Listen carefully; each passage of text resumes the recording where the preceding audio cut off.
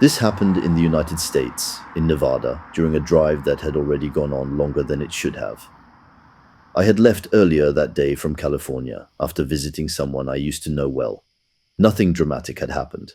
No argument, no big moment, just one of those visits that leaves you more tired than before, where you replay conversations in your head long after they're over, wondering why certain things still linger when they shouldn't. By nightfall, I was still on the road. I told myself I was fine to keep driving. I'd done it before. Long stretches of highway, empty land, music low, thoughts drifting. But as the miles passed, the fatigue started settling deeper. Not the kind that makes your eyes close, but the kind that dulls your reactions, slows your thinking, makes decisions feel heavier than they should. I missed my original stopping point. By the time I noticed, turning back didn't feel worth it. I convinced myself I'd just keep going until I saw somewhere, anywhere, that looked decent enough to sleep for a few hours.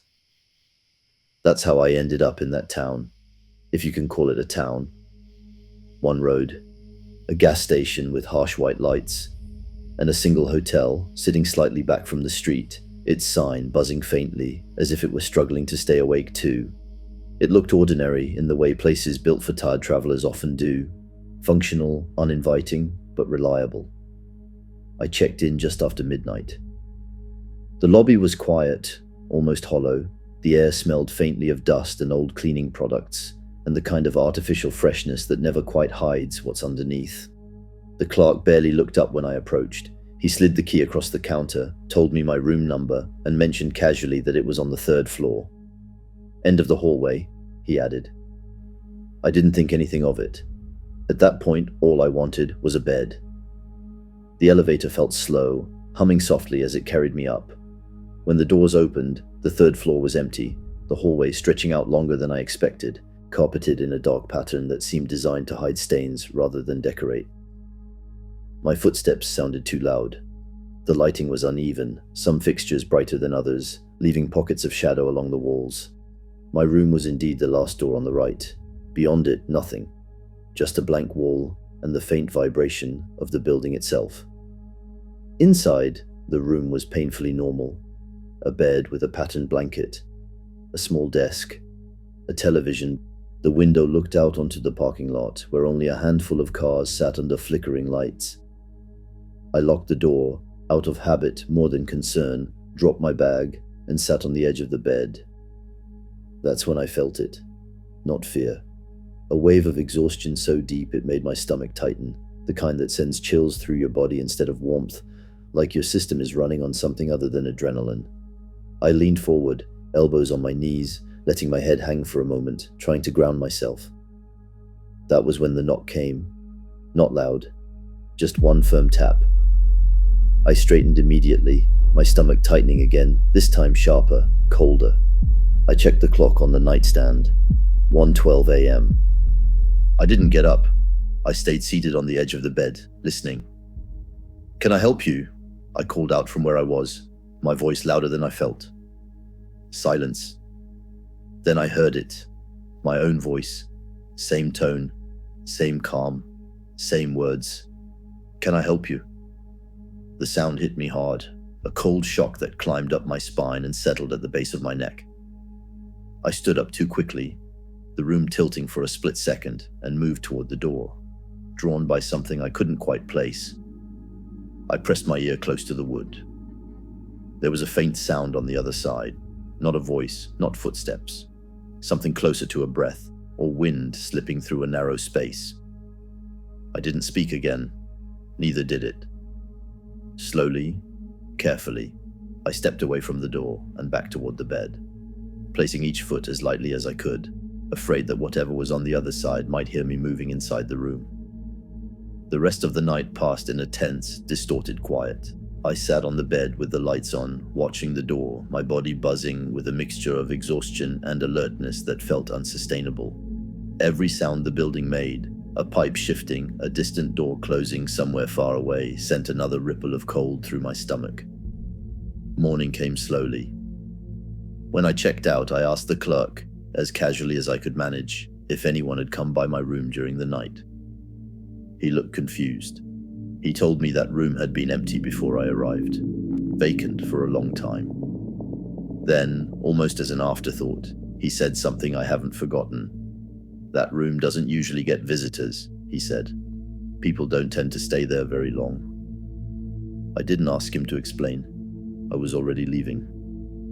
And even now, when I'm tired enough that my thoughts start slipping, I'm careful about where I stop, because I learned that night that sometimes, when you're exhausted enough, the place you end up doesn't just listen. Sometimes it answers. This happened in Ireland, on the west coast, sometime in early January. I was staying alone in an old house overlooking the sea, the kind of house that feels permanently damp, as if the ocean has slowly worked its way into the walls. Even when nothing moved, the place made quiet sounds, small shifts, faint creaks, like it was adjusting itself around you. Earlier that evening, I had learned that a man I once knew had died. We weren't close. We hadn't spoken in years, but his name stayed with me longer than I expected, lingering in my thoughts as the night settled in. Not painfully, just persistently. The town was silent. No celebrations, no music, only the sound of waves breaking somewhere in the darkness, steady and indifferent. I went to bed early. At some point during the night, I woke up. Not suddenly, not in fear. I simply became aware. The room felt heavier. The air pressed gently against my skin. Even the usual sounds of the house seemed muted, as if something had stepped into the space and absorbed them. I didn't move. I knew I wasn't alone. The sensation gathered near the foot of the bed, not as a shape, not as a shadow, more like a density, a subtle pressure that made my breathing slow instinctively, as if my body knew stillness mattered. I kept my eyes open, staring into the darkness. Nothing appeared. And yet the presence felt undeniable, close enough that my skin prickled and my chest tightened. Then, slowly, the heaviness lifted. The room eased back into itself. The sounds returned. I slept after that. In the morning, daylight made the house feel smaller, easier to understand. I told myself all the reasonable things. Fatigue, imagination, an old building reacting to the weather. Then I noticed the floor. At the foot of the bed, faint marks were visible in the wood. Bare footprints. They weren't wet. They weren't dirty. They were pale impressions, only visible where the light hit them at a certain angle. They led toward the bed and stopped. I stood there for a long time, my stomach tight, my skin cold, trying to convince myself there was an explanation I hadn't thought of yet. I wiped the floor with my hand. The wood was dry. The marks didn't return. I left the house later that day. What still unsettles me isn't fear. It's certainty. Something had been there. It didn't speak. It didn't warn. It simply left proof.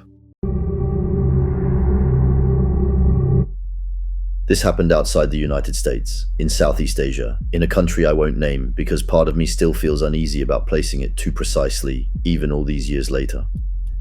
I was traveling alone, moving slowly, staying in modest hotels, the kind of places that don't really exist online, where you choose a room because the light is on at the front desk and the person behind it looks half awake but not suspicious. That night, I had been walking for hours through the city, no destination in mind, just letting the streets decide where I would end up. By the time I returned to the hotel, it was close to 1 a.m. The lobby was quiet, lit by a single fluorescent light that buzzed faintly, and the night clerk barely looked up when I passed, which reassured me more than anything else. I remember feeling physically tired but mentally alert, that strange state where your body wants rest but your mind refuses to slow down. My room was on the ground floor, tucked along a narrow corridor that branched off from the lobby. The hallway felt low and enclosed, the walls painted a dull beige that reflected the light poorly.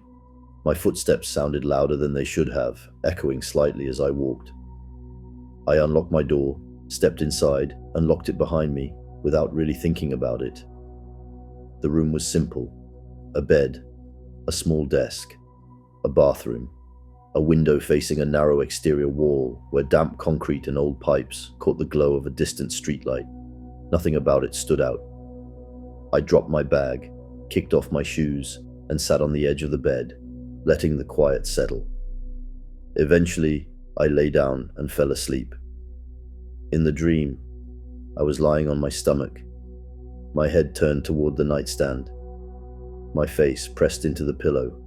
I could feel a weight on my back, not crushing, not painful, just present in a way that made it impossible to ignore, as if someone had settled there deliberately. I knew she was there. She was sitting in the middle of the bed, partly on top of me. I couldn't see her. My eyes never adjusted, never found her shape. And yet I knew exactly what she looked like. I knew she was Asian. I knew her hair was long. I knew the way she was looking down at me, calm and focused, not curious and not kind either, just watching as if she had been waiting for something. I tried to move. I remember making a real effort, sending the command again and again, trying to shift my shoulders, my arms, anything. My body felt numb and heavy. Then I woke up violently, my body reacting before my mind had time to catch up. I twisted over in the bed, gasping, my heart already racing. The weight vanished at the exact same moment. As I turned, I caught a glimpse of a silhouette pulling away, already dissolving into the darker part of the room, as if it had never fully belonged to the space. There were no clear features, no face, just the sense of something retreating, withdrawing. The bed was empty. I stayed awake until morning. I didn't turn on the lights. I didn't check the door. I lay there listening to my own breathing, trying to convince myself that what I had seen was just the residue of a dream clinging too tightly to reality. I left the hotel early. While paying at the desk, my eyes drifted to a small framed portrait behind the counter. A young woman, Asian, long dark hair, a calm expression that made my stomach tighten the moment I saw it. No one explained who she was. They didn't have to. I understood, without knowing how, that the portrait wasn't there for decoration, and that some encounters don't need to last long to follow you for years afterward.